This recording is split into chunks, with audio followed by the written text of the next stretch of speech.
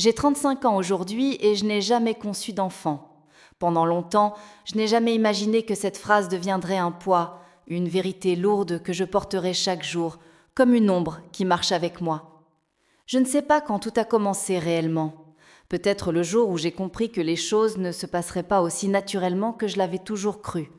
Peut-être aussi le jour où j'ai commencé à me comparer à celle qui devenait mère avant même d'avoir compris comment être adulte.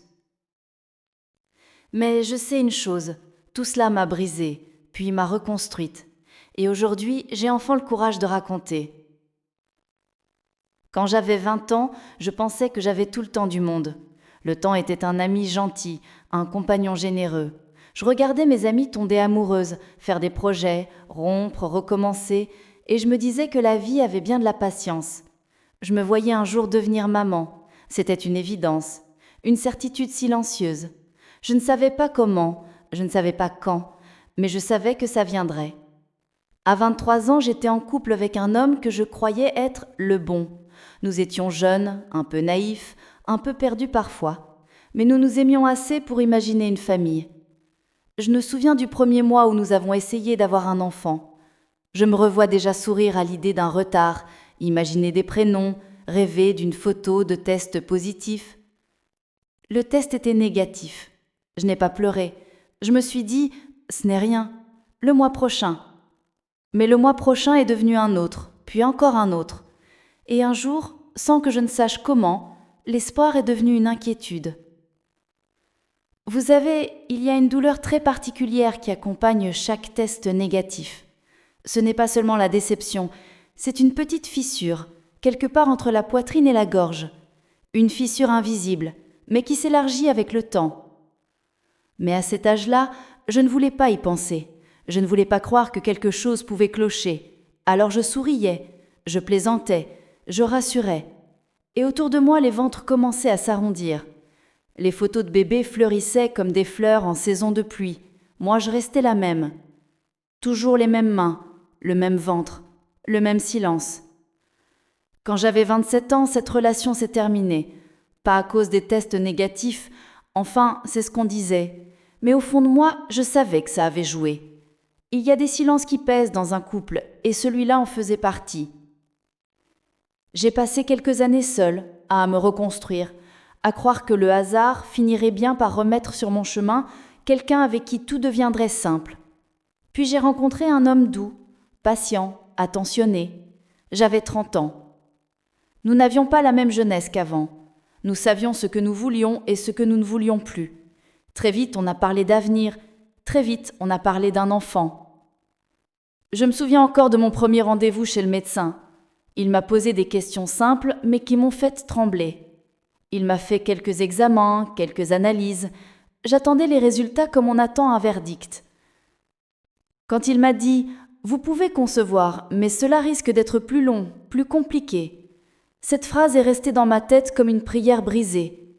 Je n'étais pas stérile, mais je n'étais pas vraiment fertile non plus. J'étais entre les deux. Un endroit flou, inconfortable, où on ne sait jamais à quel point il faut avoir espoir. Je suis sortie du cabinet avec un sourire, mais mes jambes tremblaient. J'avais envie de crier, de courir, d'échapper à ce sentiment de défaite, mais au lieu de ça, je me suis assise dans un taxi et j'ai regardé défiler la ville, les gens, les enfants qui couraient sur les trottoirs, et j'ai senti mes yeux se remplir de larmes. J'ai annoncé la nouvelle à mon compagnon. Il m'a prise dans ses bras, il m'a dit que ce n'était pas grave, que nous essaierions, que cela finirait par arriver. Mais les mois ont passé, les nuits d'espoir, les matins de déception, et quelque chose en lui s'est éteint. Je voyais son sourire devenir plus court, ses phrases plus rapides, ses silences plus lourds. Un soir, il m'a regardée avec une douceur blessante et m'a dit « Je ne sais pas si je peux attendre encore des années. Je rêve d'être père. » Cette phrase a traversé mon cœur comme une lame froide. Je n'ai rien dit, je n'ai pas crié. Je me suis contentée de hocher la tête, parce que je savais que ce n'était pas de sa faute, comme ce n'était pas la mienne. Quelques mois plus tard, il est parti. Encore une fois, j'ai rangé mes rêves dans un coin. Encore une fois, je me suis retrouvée seule, avec mes mains vides et mon ventre silencieux. À 33 ans, j'ai commencé à sentir une pression sourde, presque brutale autour de moi. La famille qui demande « Alors, et toi, tu attends quoi ?» Les voisins qui murmurent « Elle n'a toujours pas d'enfant ?» Les phrases blessantes déguisées en conseils « Tu devrais prier plus fort, tu devrais consulter un marabout, tu devrais faire un bébé même sans mari, l'âge avance. » Je souriais, je répondais vaguement, puis je rentrais chez moi et je pleurais. Je me suis éloignée de certaines amies, pas parce que je ne m'aimais plus, mais parce que je n'arrivais plus à supporter leurs grossesses successives. Les baby showers devenaient des lieux que j'évitais. Les annonces surprises me faisaient trembler. Je devenais experte pour cacher mon cœur sous un sourire. Un soir, je me suis assise sur mon lit, seule, et j'ai posé ma main sur mon ventre. J'ai attendu une sensation, un frisson, un signe. Mais il n'y avait que moi, mon souffle et le silence. J'ai prié, peut-être plus que je ne l'avais jamais fait. Mais ma prière n'était pas une plainte, c'était une discussion, une tentative de comprendre, une tentative d'accepter. Un jour, une amie que je n'avais pas vue depuis des années m'a invitée à prendre un café. Elle connaissait mon histoire. Elle m'a regardée dans les yeux et m'a dit « La maternité n'est pas seulement une question de ventre, c'est une question de cœur. Tu as tellement d'amour en toi. Ne crois pas qu'il n'aura jamais d'utilité. » Cette phrase m'a bouleversée. Elle m'a ouvert une porte que je ne refusais de voir. J'ai passé des années à croire que ma valeur dépendait de ma capacité à donner la vie. Mais j'ai appris qu'on peut être mère autrement, on peut aimer autrement, on peut se construire autrement. Aujourd'hui, j'ai 35 ans. Je n'ai toujours pas conçu. Je ne sais pas si un jour cela arrivera. Je ne sais pas si la nature finira par me surprendre. Mais je sais une chose, je ne suis plus en guerre avec moi-même.